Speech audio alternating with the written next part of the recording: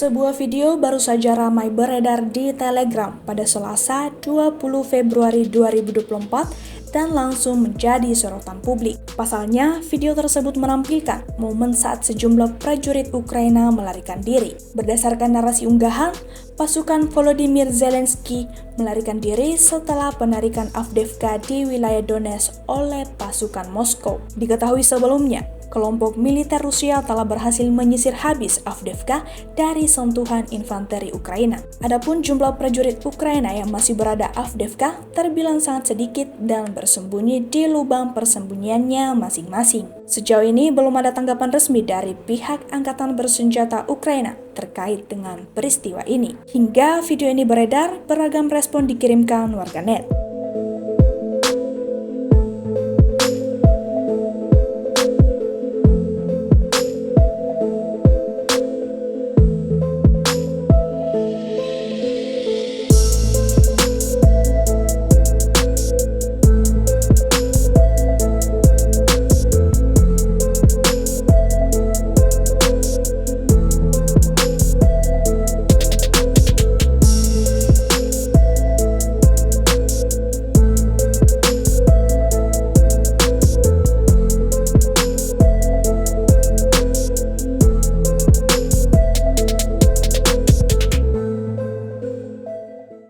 Download Tribun X sekarang, menghadirkan lokal menjadi Indonesia.